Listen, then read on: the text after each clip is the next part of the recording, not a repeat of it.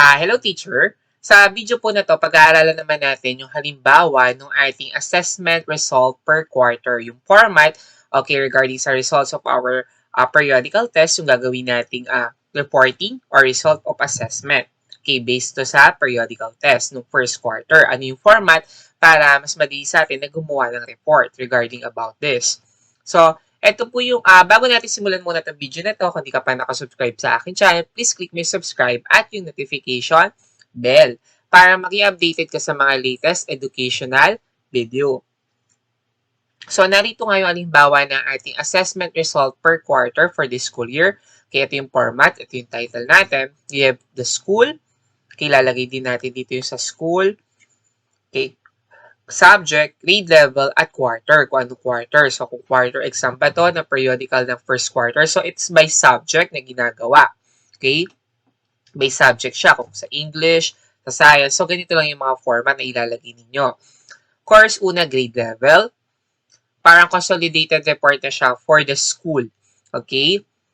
For the first quarter, total number of learners who took the test. Ilan yung kumuha ng test for that grade level. Number of items, of course. How many items yung test? It is for 30, 50, or 40. Highest score. Of course, kailangan natin kunin yung highest score for the periodical test or quarterly exam, then yung lowest score. Okay, so then for that, we need to also get the mean, okay, or yung average scores of the total score nila ng mga batang kumuha ng test. Then yung kanilang mean, okay, or percentage score. So, kailangan natin kunin based sa mean.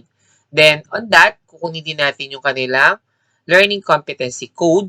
Ito po, ang ilalagay nyo sa unang learning code ay yung most learn. Okay? Doon sa, makikita to sa most essential learning competency. So, based sa most essential learning competency, titingnan nyo doon yung code, ano yung pinaka-most learn nila na pinaka-mataas or highest score nila na item and yung questions na yun under on what part of milk is that. So, yun po, kasama yun. Then we have the learning code naman for, okay, ito naman yung mga for list learn. Okay, so for list learn. So ito naman yung mga code for list learn.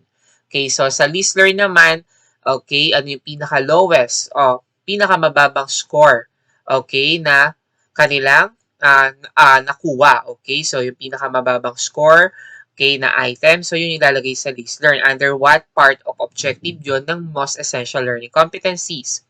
And on that, meron din po tayo mga issues and problems during implementations o during the facilitation of the test, of the periodical test, ano yung mga problems encountered or arise. Diba? Ano yung mga issues? Lack of test papers ba? Some items of the questions are irrelevant or merong mga problems sa mga items or choices, hindi na doon yung mga sagot, pwede nyo pong ilagay dito. And ano yung interventions and possible solutions na ginawa ninyo on that problems.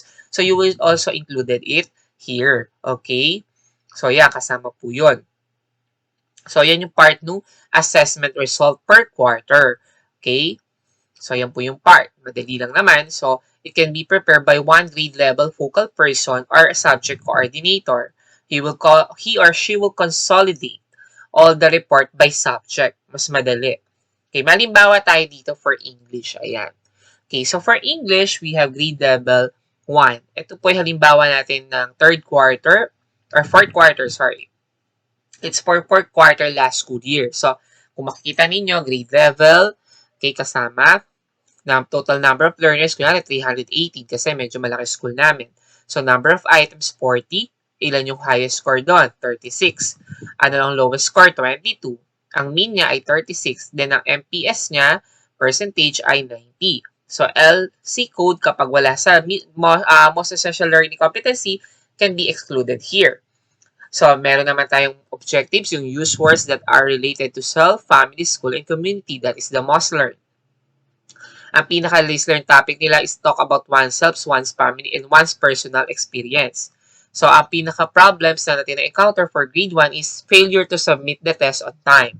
Okay, so, hindi kinaya yung 40 minutes or 50 minutes of answering the test, magkakaroon ka ng, yun yung problem mo. Then, ano yung mga intervention possible solution? Regular monitoring on learners' evaluations. So, para mas mapadali yung pagsasagot nila sa test, you monitor them closely, diba? You explain the questions on them clearly, Diba? Some directions, kasama po yun. Then we have for grade 2. Ayan, grade 2 na tayo. So, ito rin po, may halimbawa tayo for grade 2.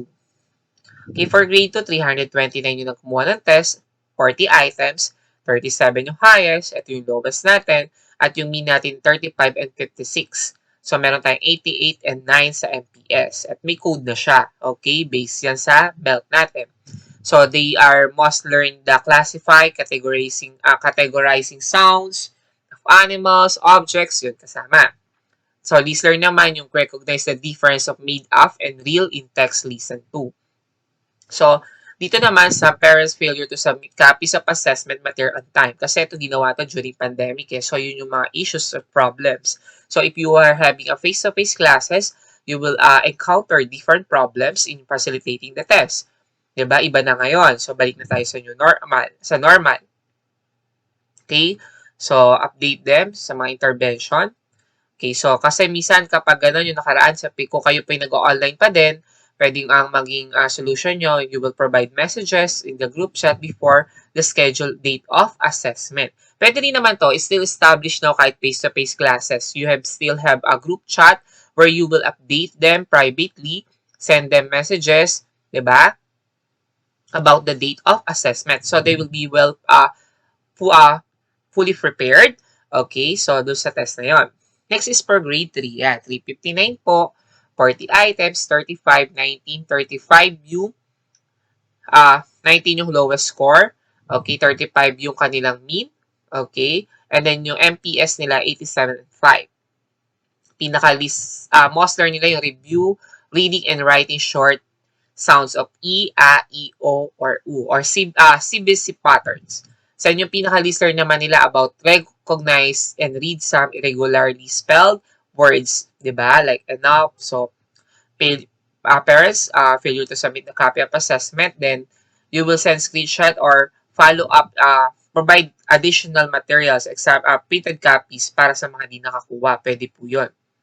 So, dito, actually sa mga listener must learn, kasi minsan sometimes there are some items, diba, na medyo madami na pinaka-must learn nila. Pwede po yun, lagay nyo siya lahat. May mga topics naman na list learn nila na madami din, like 2 competencies, pwede nyo po siyang insert dito. So, yun po. So, depende talaga sa nakuha nila. Diba, sa grade 5, ito, use compound complex sentence yung must learn. Yung list learn nila, yung compose clear and coherent sentences. Okay. So, yan, 86 and 9 yung kanilang MPS. And then for grade 6, 92 and 75 yung kanilang MPS. Yung mean nila dito ay 37 and 1. So, ang pinaka-most learn nila yung identify, real, or make believe on fact and non-fact images. Okay, mga. Then, ito yung pinaka-list learn nila, present coherent comprehension report on different viewpoints on an issue.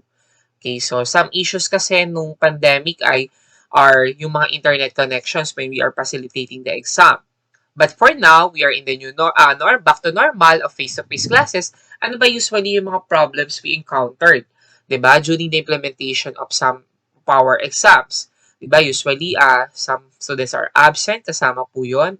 Diba? Hindi incomplete attendance. Pwede yun. Pwede intervention. They will have a special exam on other schedule. Ano pa? Diba? Some are pupils adjusted on our encounter problem in reading or following directions. So, pwede po yun kasama din sa mga issues na may encounter. So, sa possible solution, you explain them well, diba, before they answer the test or follow up. Pwede po yun. So, ano pa? Marami po tayong mga issues pa na pwede ma-encounter. Diba? So, isa po yun. Limited copies of test papers. Pwede yun. We can provide additional sa mga solutions natin. Diba? In our own, we can print it. Diba? So, isa po yun. Then, some are yung mga issues pa are in composing or making a test, nagkakaroon din ng problems. Pwede yun, we have a quality assurance in our class. Pwede through intervention solutions, we can have they still to quality assure the test before it facilitating. Diba? Before mag-facilitate ng test, pwede po yun. So, ito yung halimbawa nga nung ating format for assessment result per quarter that we need to prepare. So, very detailed po. Then, it will help us to analyze and give para pa tayo makaisip ng mga strategies and techniques sa pagtuturo natin. So, ngayon, kung may tanong po kayo sa video na to, huwag kayong mahiya. Type nyo lang sa comment section sa baba at if nagustuhan nyo itong video na, please click the like button. So, maraming salamat. Till next time with Teacher Bean.